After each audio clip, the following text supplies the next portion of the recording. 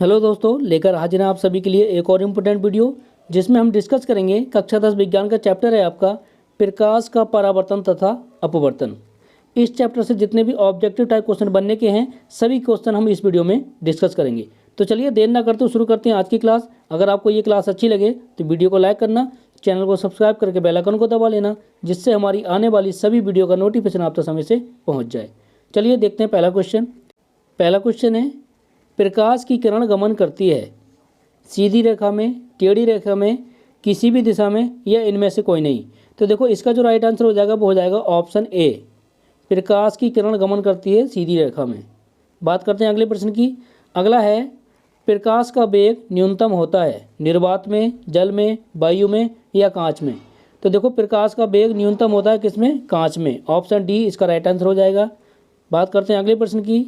अगला क्वेश्चन है मोटर गाड़ी के चालक के सामने लगा रहता है समतल दर्पण, उत्तल दर्पण, अवतल दर्पण या उत्तल लेंस। तो देखो इसका जो राइट आंसर हो जाएगा वो हो जाएगा ऑप्शन बी, उत्तल दर्पण। ठीक है, चलिए अगला देखते हैं। अगला है मोटर कार के हेडलाइट में किसका प्रयोग होता है? समतल दर्पण, उत्तल दर्पण, अवतल दर्पण या उत्तल लेंस। तो बात करें मोटर कार के हेडलाइट में तो जो इसके लिए जो राइट आंसर हो जाएगा वो हो जाएगा ऑप्शन सी, अवतल दर्पण का। चलिए अगला देखते हैं। अगला है समतल दर्पण द्वारा बना प्रतिबिंब होता है वास्तविक, काल्पनिक, दोनों या इनमें से कोई नहीं। तो देखो इसका जो राइट आंसर हो जाएगा वो हो जाएगा ऑप्शन बी, काल्पनिक। ठीक है, बात करते हैं अगले प्रश्न की। तो अगला है लेंस की क्षमता का ऐसा ही मात्रक होता है। तो देखो इसका जो आंसर हो जाएगा वो हो जाएगा ऑप्शन ए, डायोप्टर। चलिए देखते हैं अगला प्रश्न। अगला है प्रकाश की किरणों का पथ दर्शाने वाले चित्रों को कहा जाता है। तो देखो इसका जो राइट आंसर हो जाएगा वो हो जाएगा ऑप्शन ए, किरण आरेख। बात करते हैं अगले प्रश्न की। अगला है दो डायोप्टर क्षमता वाले लेंस का फोकस अंतर होता है। तो देखो इसका जो राइट आंसर हो जाएगा वो आ जाएगा 50 सेंटीमीटर। ठीक, चलिए आगे हम बात करते हैं अगले प्रश्न की। अगला है किसी उत्तल लेंस का फोकसांतर 50 सेंटीमीटर है तो उसकी क्षमता होगी। तो देखो इसका जो राइट आंसर हो जाएगा वो हो जाएगा ऑप्शन डी, दो डायोप्टर। ठीक है, वो भी प्लस में। चलिए बात करते हैं अगले प्रश्न की। अगला है प्रकाश के किरणों के समूह को कहते हैं, क्या कहते हैं? तो देखो इसका जो आंसर हो जाएगा वो हो जाएगा ऑप्शन बी, किरण पुंज कहते हैं। चलिए अगला देखते हैं। अगला है उत्तल लेंस की क्षमता होती है, कैसी होती है? तो देखो उत्तल लेंस की जो क्षमता होती है वो होती है धनात्मक। ठीक है, इसका बी राइट आंसर हो जाएगा। बात करते हैं अगले प्रश्न की। तो अवतल लेंस की क्षमता होती है, अवतल लेंस की कैसी होती है? ऋणात्मक। ठीक है, उत्तल लेंस की होती है धनात्मक और अवतल लेंस की होगी ऋणात्मक। बात करते हैं अगले प्रश्न की। अगला है उत्तल लेंस को कहते हैं, क्या कहते हैं? तो देखो उत्तल लेंस को हम कहते हैं अभिसारी लेंस भी कहते हैं। चलिए बात करते हैं अगले प्रश्न की। अगला प्रश्न है अवतल लेंस को कहते हैं, क्या कहते हैं? तो देखो इसका जो राइट आंसर हो जाएगा वो हो जाएगा ऑप्शन सी, अपसारी। ठीक है, उत्तल लेंस को कहते हैं अभिसारी और अवतल लेंस को कहते हैं अपसारी लेंस। चलिए अगला देखते हैं। अगला है निम्न में से कौन सा पदार्थ लेंस बनाने के लिए प्रयुक्त नहीं किया जा सकता? ठीक है, लेंस बनाने के लिए प्रयुक्त नहीं किया जा सकता। तो देखो इसका जो आंसर हो जाएगा वो हो जाएगा ऑप्शन डी, मिट्टी को हम लेंस बनाने में प्रयुक्त नहीं कर सकते। चलिए आगे देखते हैं। अगला है किस दर्पण से हमेशा वस्तु से छोटा प्रतिबिंब प्राप्त होता है? ठीक है, तो देखो इसका जो आंसर हो जाएगा वो हो जाएगा ऑप्शन बी, उत्तल दर्पण से वस्तु से छोटा प्रतिबिंब प्राप्त होता है। बात करते हैं अगले प्रश्न की। तो अगला है किस दर्पण से वस्तु का प्रतिबिंब बड़ा बनता है? तो देखो इसका जो राइट आंसर हो जाएगा वो हो जाएगा ऑप्शन बी, अवतल। चलिए अगला देखते हैं। अगला है प्रकाश के परावर्तन के नियम हैं, कितने हैं? तो प्रकाश के परावर्तन के कितने नियम हैं? 2 नियम हैं। ठीक है, चलिए बात करते हैं अगला है जब प्रकाश की किरण हवा से कांच में प्रवेश करती है तो मुड़ जाती है। तो देखो इसका जो आंसर हो जाएगा वो हो जाएगा ऑप्शन बी, अभिलंब के निकट। ठीक है, अवलंब की ओर मुड़ जाती है। चलिए बात करते हैं अगले प्रश्न की। तो अगला है फोटोग्राफी कैमरा का अभिदर्शक होता है, कौन सा होता है? तो देखो इसका जो राइट आंसर हो जाएगा वो हो जाएगा ऑप्शन ए, उत्तल लेंस। बात करते हैं अगले प्रश्न की। अगला है साइड मिरर के रूप में प्रयुक्त होता है।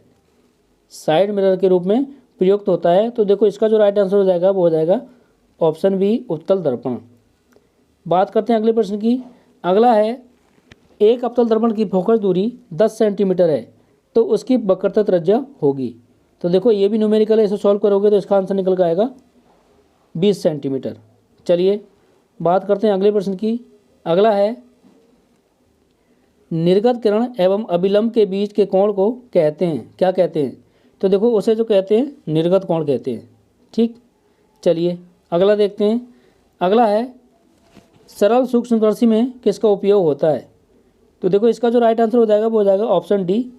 अगला है किस लेंस के द्वारा सिर्फ काल्पनिक प्रतिबिंब बनता है? ठीक है, कैसा प्रतिबिंब? काल्पनिक प्रतिबिंब। तो देखो इसका जो राइट आंसर हो जाएगा वो हो जाएगा ऑप्शन बी, अवतल लेंस। ठीक है, बात करते हैं अगले प्रश्न की। अगला है परावर्तन के नियम से निर्धारित होता है। ठीक, तो देखो इसका जो राइट आंसर हो जाएगा वो हो जाएगा ऑप्शन बी, परावर्तन कोण बराबर होता है अपवर्तन कोण के। बात करते हैं अगले प्रश्न की। अगला है काल्पनिक प्रतिबिंब होता है, कैसा होता है? तो देखो इसका जो आंसर हो जाएगा वो हो जाएगा ऑप्शन ए, सीधा। काल्पनिक प्रतिबिंब कैसा होता है? सीधा होता है। चलिए अगला देखते हैं। अगला है लेंस में मुख्य फोकस की संख्या कितनी होती है? तो देखो लेंस में मुख्य फोकस की संख्या होती है 2, ऑप्शन ए इसका राइट आंसर हो जाएगा। बात करेंगे अगले प्रश्न की। अगला है सर्च लाइट का परावर्तक सतह होता है, कैसा होता है? तो वो होता है अवतल। ठीक है, चलिए आगे हम बात करेंगे दाढ़ी बनाने में कौन सा दर्पण प्रयुक्त होता है। ठीक, तो देखो इसका जो आंसर हो जाएगा वो हो जाएगा ऑप्शन सी, दाढ़ी बनाने में अवतल दर्पण का प्रयोग हम करते हैं। बात करेंगे अगले प्रश्न की। अगला है एक उत्तल लेंस की क्षमता 1 डायोप्टर है, तो उस लेंस की फोकस दूरी होगी। तो देखो इसका जो सॉल्यूशन होगा वो हो जाएगा ऑप्शन सी, 100 सेंटीमीटर। अगला देखते हैं। अगला है किसी गोलीय दर्पण तथा किसी पतले गोलीय लेंस दोनों की फोकस दूरियां -15 सेंटीमीटर हैं। दर्पण तथा लेंस संभवतः हैं, कैसे हैं? तो देखो इसका जो राइट आंसर हो जाएगा वो हो जाएगा ऑप्शन ए, दोनों अवतल लेंस होंगे। चलिए बात करते हैं अगले प्रश्न की। अगला है प्रकाश के अपवर्तन के नियम हैं, कितने नियम हैं? तो देखो प्रकाश के अपवर्तन के कितने नियम हैं? 2 नियम हैं। बात करेंगे अगले प्रश्न की। अगला है किसी माध्यम के अपवर्तनांक का मान होता है, तो इसका जो राइट आंसर हो जाएगा वो हो जाएगा option A, sine i upon sine r. बात करेंगे अगले प्रश्न की।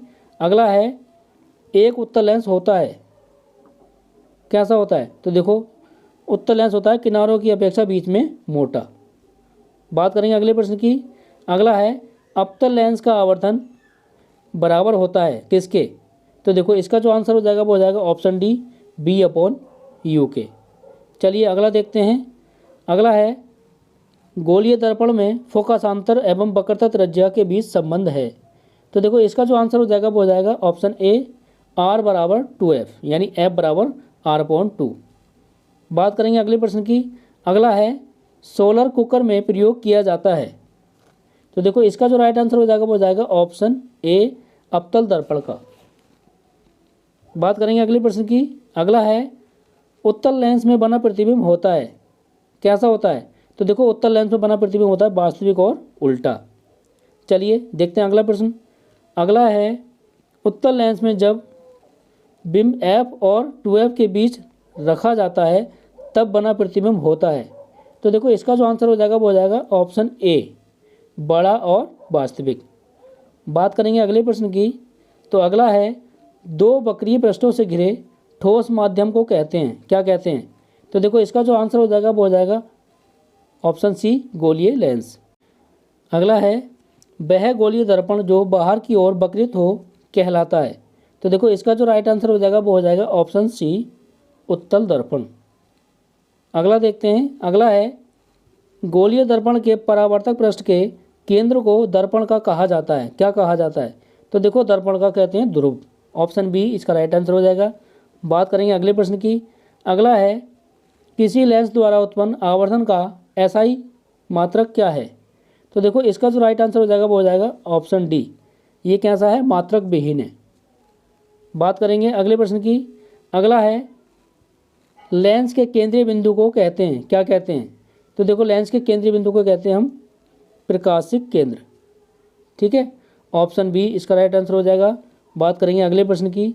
तो अगला है किसी शब्दकोश में पाए गए छोटे अक्षरों को पढ़ते समय आप निम्न में से कौन सा लेंस पसंद करेंगे? तो देखो इसका जो राइट आंसर हो जाएगा वो हो जाएगा ऑप्शन डी, 5 सेंटीमीटर फोकस दूरी का उत्तल लेंस पसंद करेंगे। बात करेंगे अगले प्रश्न की। तो अगला है इनमें से कौन दर्पण का सूत्र है?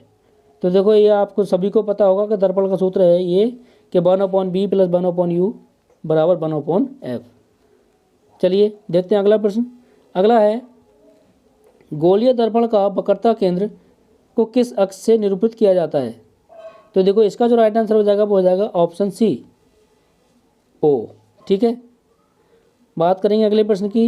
अगला है निर्बाध में प्रकाश की चाल होती है, ठीक है। प्रकाश की चाल कितनी होती है? तो देखो इसका जो राइट आंसर हो जाएगा वो हो जाएगा ऑप्शन ए, 3 × 10⁸ मीटर प्रति सेकंड। बात करेंगे अगले प्रश्न की। अगला है दंत विशेषज्ञ मरीजों के दांतों का बड़ा प्रतिबिंब देखने के लिए किस दर्पण का उपयोग करते हैं? तो देखो इसका जो राइट आंसर हो जाएगा वो हो जाएगा ऑप्शन ए, अवतल दर्पण। बात करेंगे अगले प्रश्न की। अगला है पतले लेंस की आवर्धन क्षमता होती है, तो इसका जो राइट आंसर हो जाएगा वो हो जाएगा ऑप्शन ए, कम। अगला देखते हैं। अगला है मोटे लेंस की आवर्धन क्षमता होती है, तो देखो मोटे लेंस की होगी अधिक और पतले लेंस की होगी कम। चलिए अगला देखते हैं। अगला है अवतल दर्पण के ध्रुव और मुख्य फोकस के बीच रखे बिंब का प्रतिबिंब की प्रकृति होती है, कैसी होती है? तो देखो जो प्रतिबिंब बनता है वो होता है आभासी एवं सीधी, ठीक है। बात करेंगे अगले प्रश्न की। अगला है उत्तल लेंस का प्रकाशिक केंद्र और मुख्य फोकस के बीच रखे बिंब का प्रतिबिंब की प्रकृति होती है, तो देखो इसका जो राइट आंसर हो जाएगा वो हो जाएगा ऑप्शन बी, आभासी एवं सीधी। चलिए अगला देखते हैं। अगला है अवतल दर्पण के मुख्य फोकस पर रखे बिंब का प्रतिबिंब की स्थिति होती है, तो इसका जो राइट आंसर हो जाएगा वो हो जाएगा ऑप्शन सी, अनंत पर। चलिए अगला देखते हैं। अगला है उत्तल लेंस के मुख्य फोकस पर रखे प्रतिबिंब की स्थिति होती है, कहाँ होती है? तो देखो इसका भी राइट आंसर हो जाएगा ऑप्शन सी, अनंत पर। बात करेंगे अगले प्रश्न की। अगला है अवतल लेंस के मुख्य फोकस पर रखे बिंब का प्रतिबिंब की स्थिति होती है, तो इसका जो राइट आंसर हो जाएगा वो हो जाएगा ऑप्शन बी, प्रकाशिक केंद्र और फोकस के बीच। बात करेंगे अगले प्रश्न की। अगला है अवतल लेंस के सामने अनंत पर रखे बिंब का प्रतिबिंब की स्थिति होती है, तो इसका जो राइट आंसर हो जाएगा वो हो जाएगा देखो ऑप्शन बी, फोकस पर। चलिए अगला देखते हैं। अगला है अवतल दर्पण के सामने अनंत पर रखे बिंब का प्रतिबिंब की स्थिति होती है, तो देखो इसका जो राइट आंसर हो जाएगा वो हो जाएगा ऑप्शन डी, फोकस पर। चलिए बात करते हैं अगले प्रश्न की। अगला है लेंस के प्रकाशिक केंद्र से गुजरने वाली प्रकाश किरणें अपवर्तन के पश्चात, तो देखो इसका जो राइट आंसर हो जाएगा वो हो जाएगा ऑप्शन बी, 7 रंगों में विभक्त हो जाती हैं। बात करेंगे अगले प्रश्न की। अगला है मुख्य फोकस से गुजरने वाली प्रकाश किरण उत्तल लेंस से अपवर्तन के पश्चात, तो देखो इसका जो राइट आंसर हो जाएगा वो हो जाएगा ऑप्शन बी, निर्गत किरण मुख्य अक्ष के समांतर हो जाती है। बात करेंगे अगले प्रश्न की। अगला है मुख्य अक्ष के समांतर आने वाली कोई प्रकाश किरण अवतल लेंस से अपवर्तन के पश्चात, तो देखो इसका जो राइट आंसर हो जाएगा वो हो जाएगा ऑप्शन डी, निर्गत किरण मुख्य अक्ष से दूर हो जाती है। तो चलिए इस वीडियो में बस इतना ही, मिलते हैं नेक्स्ट वीडियो में जिसमें अगले चैप्टर के ऑब्जेक्टिव टाइप क्वेश्चन सॉल्व करेंगे। अगर आपको ये क्लास अच्छी लगी हो तो वीडियो को लाइक करना, चैनल को सब्सक्राइब करके बेल आइकन को दबा लेना, जिससे हमारी आने वाली सभी वीडियो का नोटिफिकेशन आप तक समय से पहुंच जाए। तो चलिए मिलते हैं नेक्स्ट वीडियो में, तब तक के लिए बाय।